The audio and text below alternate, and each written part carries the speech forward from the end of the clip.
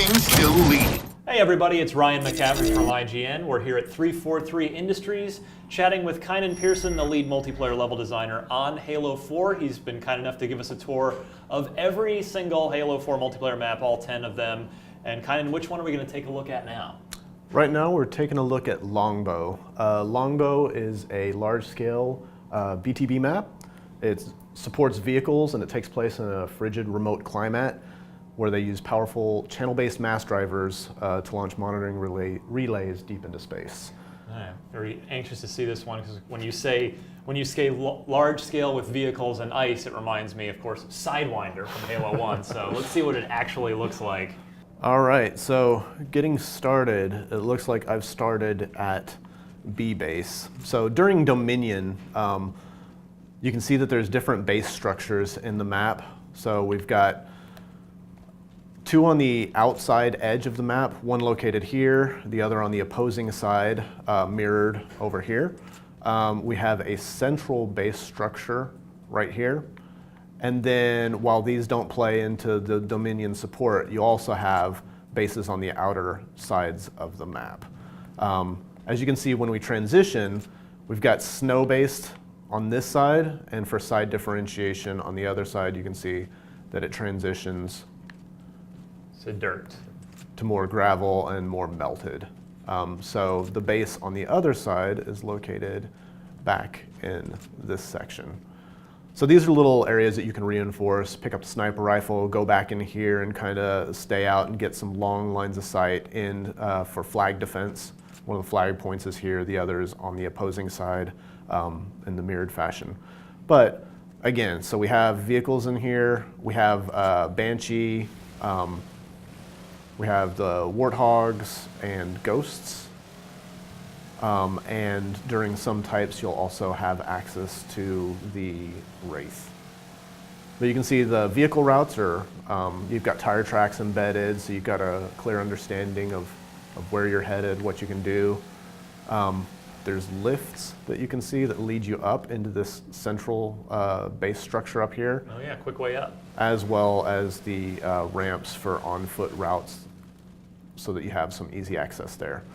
Plus from each of the outcropping extensions, like these, there's a land bridge that takes you right up into the base here. So astute viewers who've been following our Halo 4 coverage may have seen our big multiplayer blowout back in September. And if they watched that, they saw this map being played with the Dominion, one of the new game modes. Can you kind of talk us through how Dominion works and as it pertains specifically to this map, to Longbow? Yeah, so on Longbow, when you're playing Dominion, there's three bases that are active, A, B, and C. And as you take a base, there's a terminal on the inside of the base that you would move to. And right here, the terminal would be located here. You hold X, and that starts the process for taking the base. Once the timer has gone down, the base will be in your team's control. And as the base is in your team's control, there's a timer that counts down to the base reinforcements and for resupply. And what happens is over time, as you hold the base will level up and it'll activate shield barriers in the doorways or activate turrets on the outside, on the upper deck that you can actually you can restore once they've gone down. But once the turrets are active, then they'll be automated defenses allowing you to hold the base against people that are coming in to try and take it. In addition, for the base leveling up, you'll have things like vehicle spawns that activate. So here's where the Banshee would show up. Ah, okay. And then on the outside, you'd get access to Ghosts. So yeah, holding the base longer makes the base level up faster, and it makes it take a little more time to take. If you control all three of the bases simultaneously, it puts the opposing team into last stand.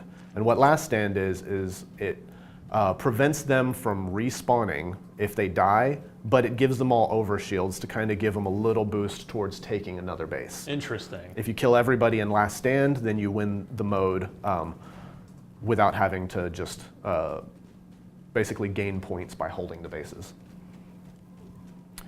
So this is one of the other bases, the smaller scale bases. and you can see that there's little routes on the outside. There's also a vehicle route on the backside, which is wide enough to kind of take a race back, but it also gives you an alt route to travel from one of the lower bases to the other. In some modes we have some of the routes cut off, but you can see here that there's actually this little structure that gives you an interconnect that also cuts through the big kind of cliff area right here. So there's a lot of ground to cover here. What armor abilities might be beneficial to this map? Well, vehicles definitely help you cover a lot of ground. Again, we've constructed a lot of different areas to allow for support for all of the armor ability types, but camo comes in handy just because of the size of the map and some of the opportunities you have for kind of hiding out in some of the back areas if you're a sniper and you want to look for getting the drop on people. Jetpack can assist, though we've made some really easy routes to get up and down, and the vehicles also help you cover just as much ground. Here's the route whenever you're taking the bottom to come up from the lift to assault this base as well. Early on in development, whenever we were working on this map, it's pretty much kept the layout as it is, but we did find that these areas were open up here, so people were engaging long range constantly from this position, and this ended up becoming a little more powerful than we wanted it to be. So hence those walls there? Hence those walls. We cut off some of the lines of sight, made it a little more awkward to have the engagements between those areas without players committing to one area or another. Yeah.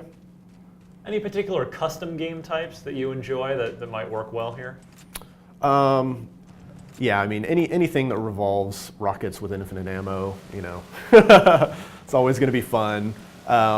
Messing around with increasing play speed, just there's all kinds of things that you can play around with the character customization options, changing gravity settings and all that. So any large scale map is going to leave you ample opportunity to kind of do a little more dramatic movement shifts or adjusting the player package a little more. And this could be a good map once you attain your specialization. If you're playing with the wheelman specialization, you could earn some points in here by driving the Warthog around.